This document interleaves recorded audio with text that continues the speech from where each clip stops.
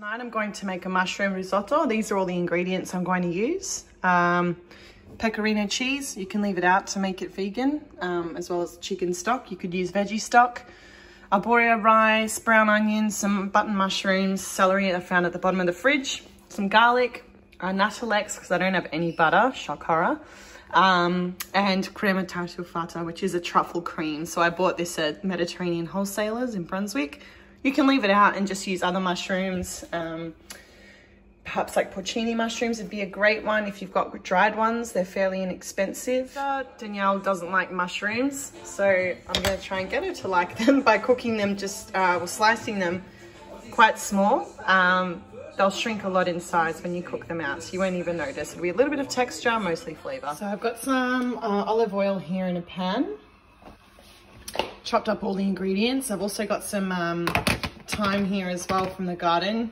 If you don't have thyme, you can use parsley or rosemary, any herbs you like really, but I think thyme and mushrooms go really well. Got the mushrooms, some celery. These are the celery tops. Don't ever throw them out. You can even put them in a soup or something. They've got heaps of flavor.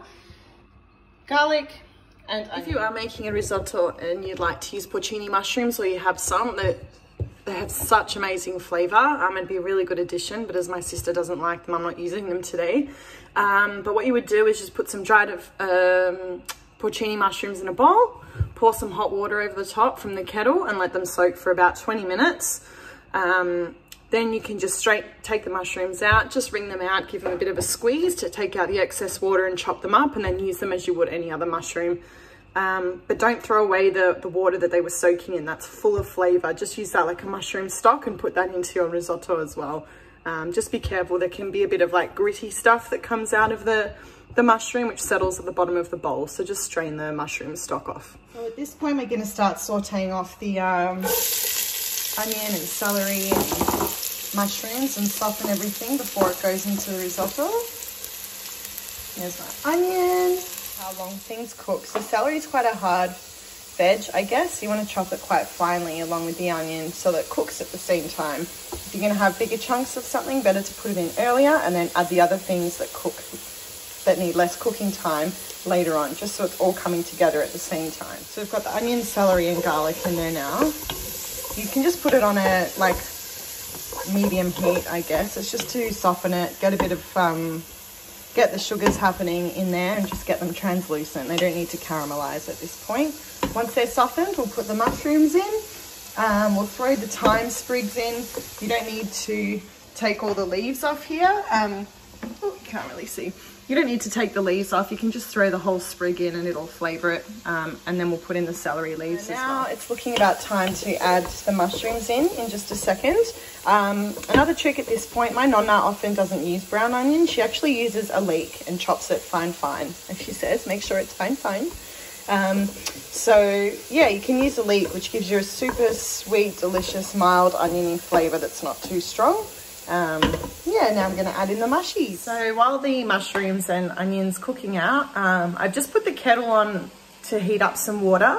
Even though I have chicken stock, I may need more than what's here, and rather than opening a whole another packet, you can just add some water in, but you got to make sure that it's hot water, because if you put in cold water, it's just going to cool the temperature of the dish that you're cooking and just ruin that cooking process. You've already got it up to a nice warm temp.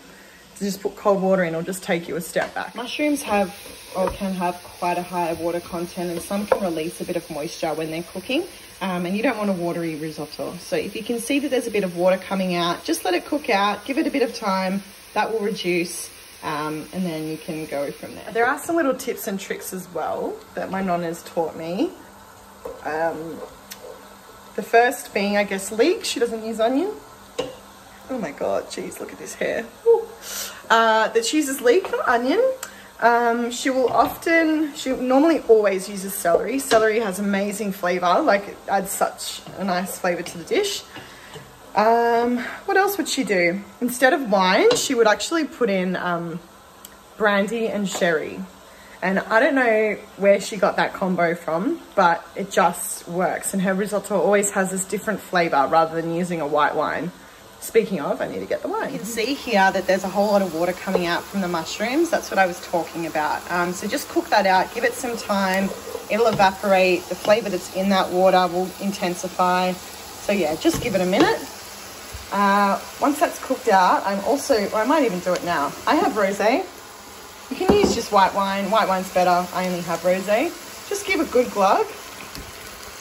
You don't have to put this in if you don't want to. And then just leave that again for another minute to cook out. It'll just give a more intense flavour to the dish. A bit more complexity, but you don't have to use it. So the rosé is starting to cook out. I've thrown in the thyme sprigs. Just wait for that to cook down a little. Then we'll put the rice in. The trick with the rice, Nonna always said, would be to put it in perhaps a handful plus a bit per person, and then stir it around in the sauce just for a minute to let the outer bits of the rice basically soak up the most intense part of the sauce. So she would always let it sit there for a bit, stir it, and then put the stock in. Risotto can be quite a temperamental dish. A lot of chefy mates of mine are probably going to say, you're doing it wrong, but my nonna's from Italy and she showed me how to do it. So I think the important things with this are getting good flavour from the get-go in your sauce or in the base, which is what we're doing now. Super important, because at the end, really, you're just adding rice. So your flavour comes, the flavour that's going into the rice is coming from this base. So make sure that's good. Quality ingredients are always good, but at the end of the day, I had celery that's probably been sitting there for a week and a half. So, hey, truffle paste. I'm just going to put like a heaped spoon in of a truffle cream, whatever you want to call it. I might put a bit more. Stir it through. You kind of want to just cook the paste out a little before you put all the liquid in. Oh my God, it smells so good.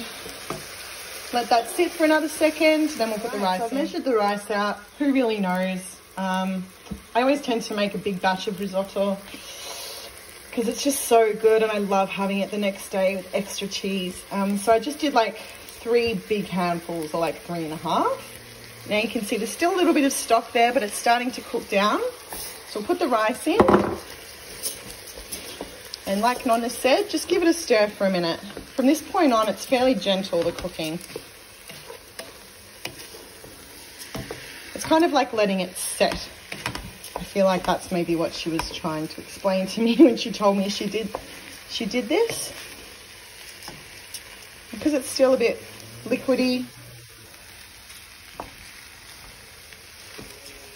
Now to add the stock, you kind of want enough just to like really fill, like, or cover the rice. Maybe that much for now. And you want just a light simmer, but you don't want to cook this too quickly. You know, you want the greens to really cook evenly. And you've got to put a bit of love into risotto. I actually made it recently and I just rushed it and I didn't put the time in that I normally would. And I knew I did, but I just did it anyway. And the end product actually just didn't taste, it just didn't taste as good. Yeah, it's a crazy thing. So I think you really just put the love into it, you know. You kind of leave it so that the water's just covering. As it starts to go a little below, just add a little more stock, bit by bit at a time. And that way you control the cooking of it. Just keep tasting as you go, but it'll probably take about 15 minutes or so, depending on your rice, how hot you're cooking it, like on how high a heat. I like to have it on a simmer about this much, no more than that. Just leave it sit, give it a little stir, leave it sit, add some more stock, and just keep going and testing until the rice tastes al dente.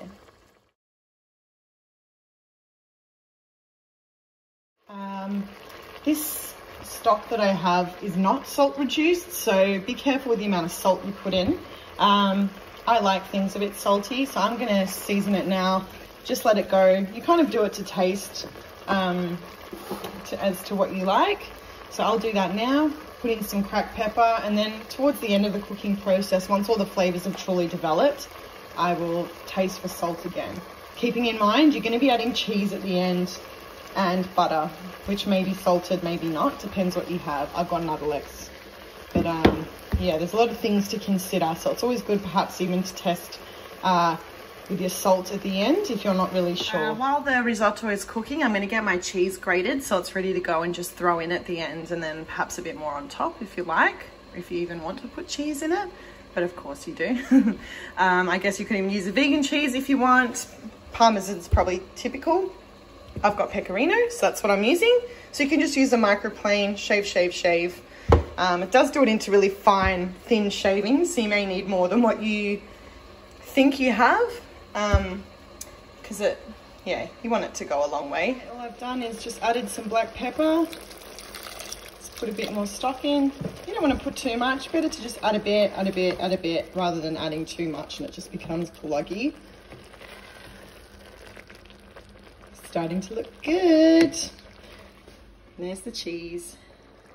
So we're getting to the point now where I've used up that whole thing of stock. I don't think I'll add any water. It's probably got another minute to go. So by the time it soaks up all that little last bit of water, I'm going to put a big couple of spoons in of Nuttall. Normally I'd use butter. Turn it off the heat. Put in the butter, put in a big handful, no joke, like that much, of pecorino cheese.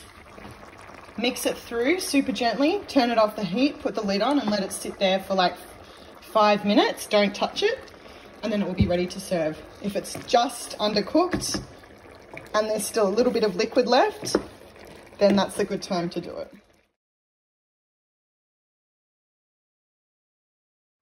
See, wasn't even joking. Stir it through. If it's that little bit more liquidy than what you like, this last 5 minutes is going to absorb all of that. Fold it through, put the lid on and just let the stuff melt. Ooh. Yum.